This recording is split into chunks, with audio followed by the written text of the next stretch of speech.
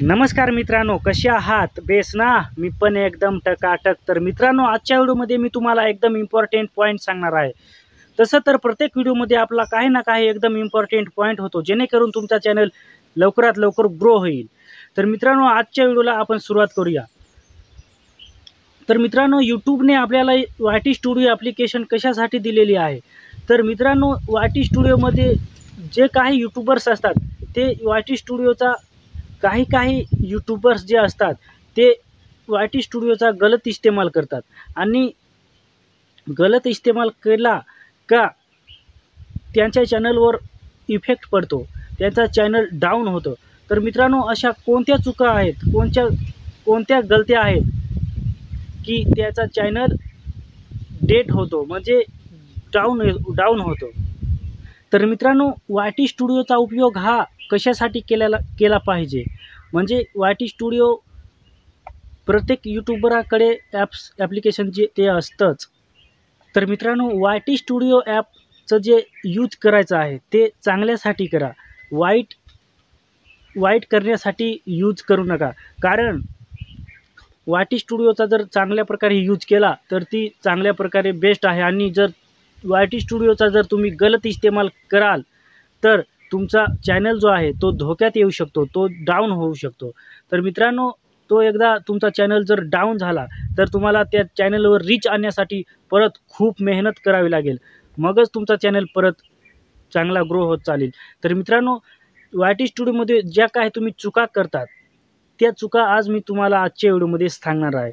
तर मित्रांनो, वाय-टी स्टुडिओचा जो यूज करायचा आहे तो तुम्ही जे काही आपण व्हिडिओ अपलोड केलेत त्या व्हिडिओमध्ये टायटल, थंबनेल आणि डिस्क्रिप्शन भरण्यासाठी चांगल्यासाठी करावा, आणि आपल्या चॅनलचे जे ॲनालिटिक्स असतं ते चेक करण्यासाठी पण चांगल्या प्रकारे आपण वाय-टी स्टुडिओचा यूज करतो. पण काही जे यूट्यूबर्स आहेत, जे नवीन आहेत आणि बाकीचे जुने पण यूट्यूबर्स आहेत, ते वाय-टी स्टुडिओमध्ये गलत इस्तेमाल करतात.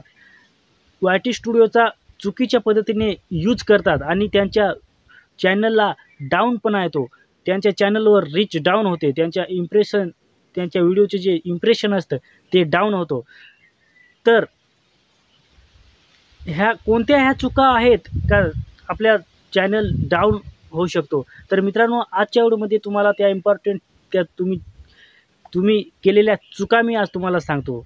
पहिली चूक तुम्ही हे करतात की तुम्ही जर व्हिडिओ अपलोड केला आणि डिस्क्रिप्शन वगैरे तुम्ही सर्व भरले आणि तुमचा जो व्हिडिओ असतो तो तुम्ही पब्लिक केला, आणि 2 दिवसांनी किंवा 3 दिवसांनी परत वाय-टी स्टुडिओ ॲप्स जी आहे ती खोलून तुम्ही परत तुमच्या त्या व्हिडिओवर जातात, आणि तुम्हाला तो थंबनेल थोडाफार आवडला नाही तर तोच थंबनेल तुम्ही चांगल्या प्रकारे दुसऱ्या प्रकारचा तुम्ही थंबनेल जो आहे तो बनवतात, आणि त्या पहिल्या थंबनेलच्या ऐवजी तुम्ही दुसरा थंबनेल ॲड करतात, आणि आता तुम्हाला असं वाटतं की आता आपला व्हिडिओ जो आहे तो चांगल्या प्रकारे थंबनेल बदलल्यामुळे आपल्या चॅनलवर चांगल्या प्रकारे रीच येईल, आणि आपल्या व्हिडिओवर खूप इम्प्रेशन येईल, आणि आपला व्हिडिओ जो आहे तो जबरदस्त परफॉर्मन्स करेल. म्हणजे आपला व्हिडिओ जो आहे तो चांगल्या प्रकारे व्हायरल होईल असं तुम्हाला वाटतं.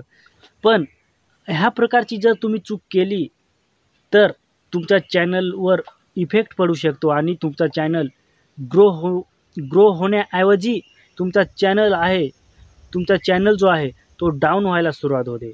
तुमचे इम्प्रेशन जे आहे ते यूट्यूब जे आहे ते जास्त इम्प्रेशन देण्याऐवजी तुमचं इम्प्रेशन व्हिडिओचे जे आहे ते कमी देतं.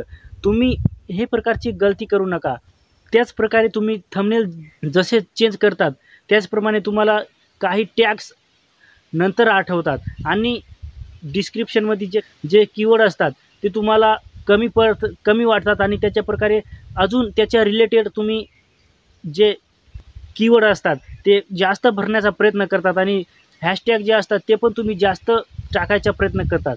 तर मित्रांनो, ह्या प्रकारची जर तुम्ही चुकी केली, अशा प्रकारच्या गलत्या जर तुम्ही तुमच्या चॅनलवर केल्या वाय-टी स्टुडिओमध्ये, तर तुमच्या चॅनलवर खूप इफेक्ट पडू शकतो, तुमचा चॅनल खूप डाऊन होऊ शकतो. तर मित्रांनो, ह्या प्रकारच्या गलत्या ज्या आहेत त्या तुम्ही कधीच करू नका. वाय टी स्टुडिओ जे ॲप्लिकेशन जे दिलेलं आहे यूट्यूबने, ते आपल्याला कशासाठी दिले आहेत? आपल्या चॅनलचे ॲनालिटिक्स चेक करण्यासाठी आणि त्याच्यावर थंबनेल जे आहेत आणि डिस्क्रिप्शन जे आहेत, जे आपल्याला भरायचं आहे, ते एकदा जरा तुम्ही सेट करून व्हिडिओ पब्लिक केला, तर तुम्ही त्या वाय टी स्टुडिओमध्ये परत त्या व्हिडिओचा परफॉर्मन्स जे व्हिडिओमध्ये ज्या तुम्ही काही परत टॅक्स वगैरे भरण्याचा प्रयत्न करतात, ते एकदा व्हिडिओ पब्लिक झाल्यावर तुम्ही परत त्या वाय टी स्टुडिओमध्ये परत त्या व्हिडिओमध्ये तुम्ही छेडखानी करण्याचा प्रयत्न करायचाच नाही. म्हणजे जर अशा प्रकारच्या जर तुम्ही गलत्या कराल, तर तुमच्या चॅनलवर खूप इफेक्ट पडू शकतो आणि तुमचा चॅनल डाऊन होऊ शकतो. जर ह्या प्रकारे चुक्या करून जर तुमचा एक बार चॅनल डाऊन झाला, तर तोच चॅनल तुम्हाला परत अप करायला तुम्हाला खूप टाईम लागू शकतो. त्याच्यामुळे अशा प्रकारच्या ज्या वाय टी स्टुडिओमध्ये गलत्या आहेत छोट्या-छोट्या, त्या छोट्या-छोट्या ज्या गलत्या आहेत, त्या कधीच करायच्या नाही.